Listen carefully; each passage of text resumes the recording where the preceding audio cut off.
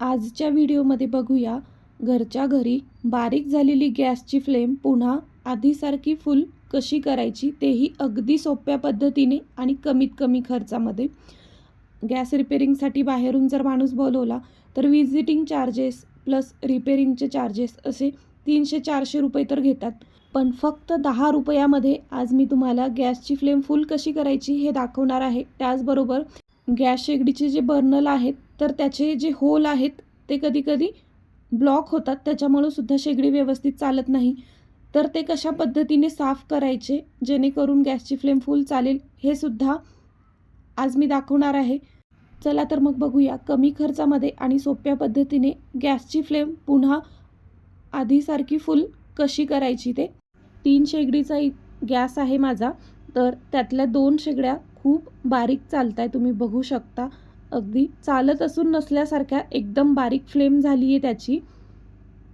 बघा दिसत पण नाही आहे की ते चालू आहे. आणि गॅस शेगडीचे जर बटन बघितलेत तुम्ही तर ते फुल हाय फ्लेमवर चालू आहेत ते, तरीसुद्धा गॅसची फ्लेम बारीक चालत आहे.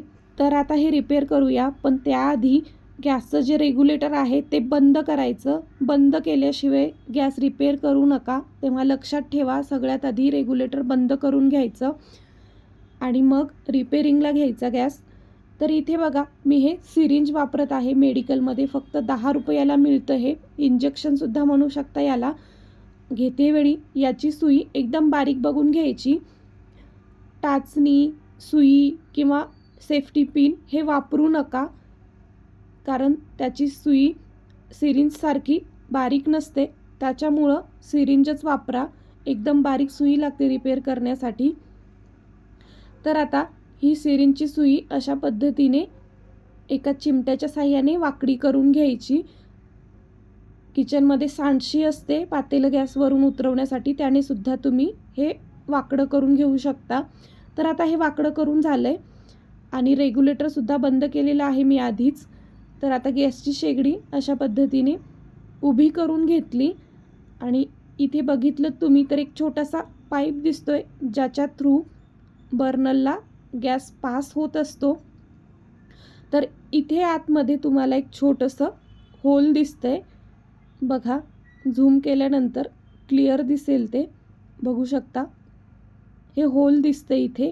तर ते होल ब्लॉक झाल्यामुळं गॅसची फ्लेम बारीक चालते. तर हे होल मोकळं करून घ्यायचे. आता ही जी सुई वाकडी केली होती ती सुई या होलमध्ये घालायची आणि अशा प्रकारे त्याला गोल फिरवायचं. 1-2 वेळा असं करून घ्यायचं. हे सुई आतमध्ये टाकायची आणि गोल फिरवायचं. याच्यामध्ये कचरा अडकला असेल आणि हे ब्लॉक झालं असेल तर ब्लॉक निघतं आणि व्यवस्थित गॅसची फ्लेम चालते. आता ज्या 2 बर्नलच्या फ्लेम बारीक झाल्या होत्या त्या मी छिद्र मोकळे करून घेतलेत आणि आता गॅस चालू करून बघितला तर बघा गॅसची फ्लेम फुल चालते आधीसारखी. अजिबात बारीक होत नाही, कमी जास्त होत नाही, व्यवस्थित चालती आहे. तर आता गॅसचं रिपेअर करून झाला आहे. आता ही जी सिरिंज आहे तर ती फेकायची नाही. याची सुई आधीसारखी सरळ करून घ्यायची आणि याला कॅप लावायचं आणि पॅक करून ठेवून द्यायचं. म्हणजे पुढच्या वेळी जेव्हा गॅसची फ्लेम बारीक होईल तर तुम्ही हे सिरिंज वापरू शकता. एक्स्ट्राचे पैसे घालण्याची गरज नाही. फक्त ठेवतेवेळी उंच कुठेतरी ठेवा, म्हणजे लहान मुलांच्या हाती लागणार नाही.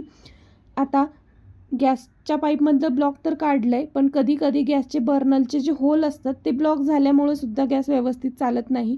तर मी ते अशा पद्धतीने साफ करते. एका भांड्यामध्ये भांडी घासायचं, विम लिक्विड असतं ते टाकलं आणि त्याच्यामध्ये चांगलं कडकडीत गरम पाणी टाकलं आणि त्यात 10 ते 15 मिनटं हे गॅसचे बर्नल भिजत ठेवायचे. 10-15 मिनिटानंतर हे साफ करायचे आहेत.